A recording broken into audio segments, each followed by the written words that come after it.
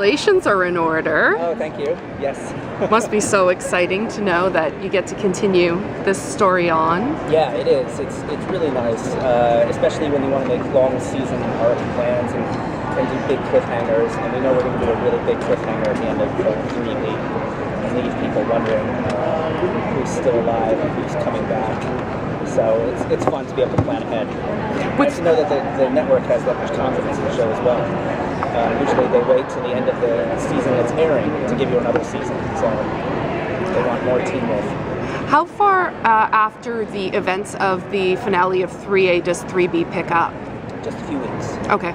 Yeah, we have a Halloween episode coming up, so it's actually, we do pretty compressed storylines, so things move very quickly in Beacon Hills.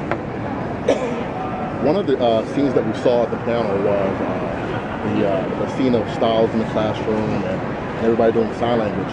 You alluded in the panel to that you're trying to do more of a psychological drug. Can you talk a little bit about that? Yeah. Well, one of the things is doing the amount of action that we usually do on this kind of show is very difficult, and we want to put our all into our action scenes.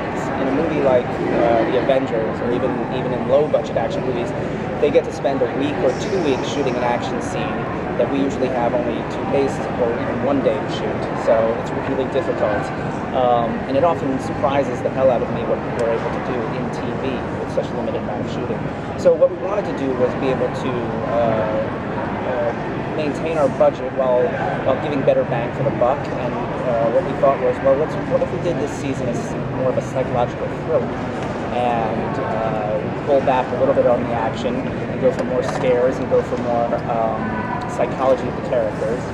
I think in a season like this, you're allowed to stretch a little, and you'll see the first 2 episodes actually it's a 2-part episode. It's very much a continuing story.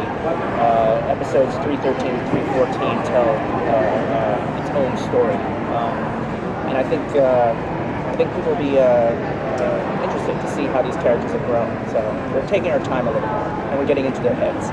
So now you get this opportunity to do the psychological thriller portion. What are some of your influences that made you have to write the scenes in that way? Do you have any?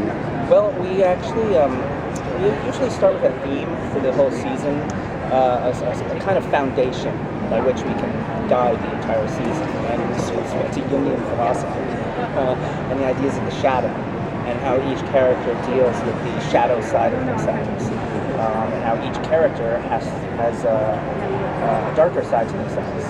Even the characters you might not think so are heroes. So we get to see darker sides of everyone. Any thoughts in terms of the theme of season 4? It's been really recent that it was picked up. Yeah, not yet. We have ideas for new characters and new plot revelations in season 4, but we're not there yet with plotting that. Understood. Is the after show going to help develop those new characters and plots? I think the after show is really actually going to be about a recap and talking about the episode you just saw. Have you seen Talking About or Talking Dead? Yeah, we frequent. So. Yeah. So I actually really like stuff like that. I love getting on like iTunes the extra stuff where they talk about characters and what the episode has been about. I personally love behind-the-scenes stuff myself as a viewer, and I'm a big Walking Dead fan myself. We're going to delve into opinions and ideas and theories about mythology, I'm sure. So it's all to be determined really too. Have you started thinking about characters or storylines that you want to spin off? There's always, when you get into a 3rd or 4th season of a show, you definitely start talking about spin-offs. I mean, Joe Janier, my producer, and I have thought of one of our fantasy ideas was to take the new character of Kira, who is part of the Kitsune family, and spin her off into her own show. There's so much great mythology to be had with Japanese myth of the Kitsune, and I mean, there are 13 different kinds of kitsune. There's the dark kitsune, which is called the kitsune. There's Japanese demons. There's so much to be had, and the kitsune is known for so many different sort of abilities.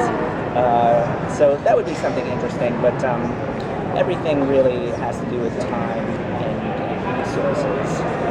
So that's really up to the network. Have you always been interested in this sort of supernatural? I mean, you seem very knowledgeable about all types. Where did this start? Well, I always say research is the best form of procrastination for a writer. So, but I started as a huge comic book fan and thriller and horror reader, science fiction, movie fan. I was like Quentin Tarantino. I worked in a video store during my teenage years and rented every single thing I could get my hands on, and then started watching Hitchcock movies. And I said, this is what I want to do. I want to be involved in this somehow. But I was coming to Comic-Cons back when the movies were just starting to feel their way in to see it as a publicity thing. That was back before even TV was doing stuff.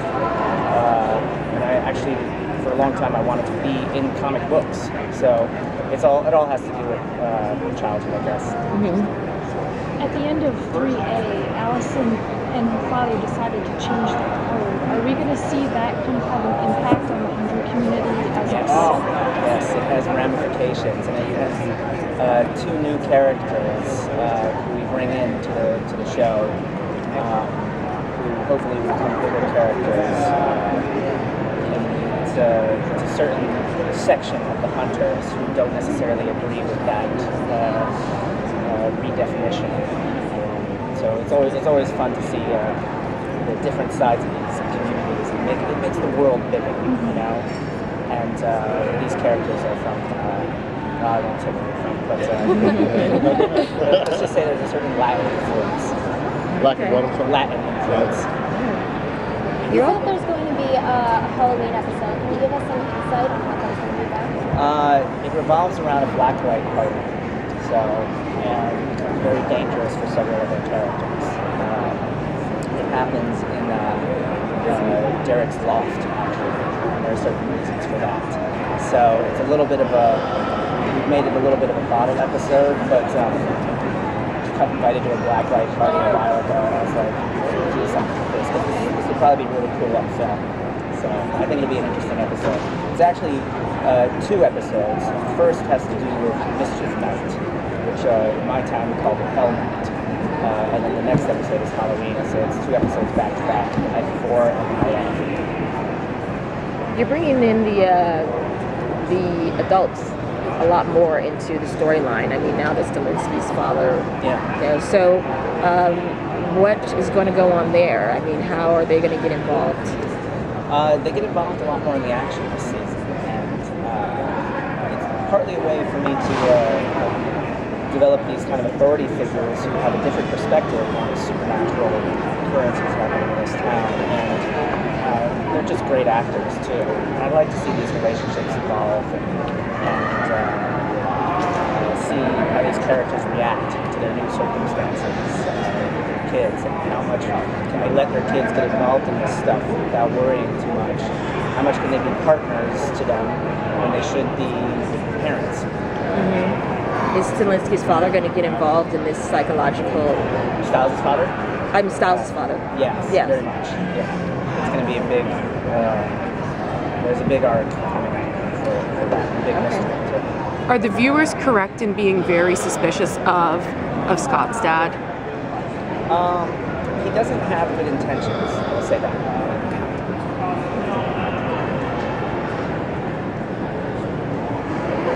You did a lot of, you kind of did a bit of having the kids, the teens working together to figure out some mysteries.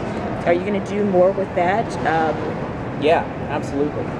One of the things we really like doing this show is building a complex mystery that challenges the viewers. We don't like to make it too easy. So you're definitely going to see scenes where they're trying to figure things out, where they're working together, but we also want to raise the conflict as well in them. And so not everyone is going to agree. And it's going to create a lot of tension between Scott, Stiles, Allison, and Isaac, especially when some people start getting hurt. So we like taking good guys and making them bad guys, and we like redeeming bad guys as well. So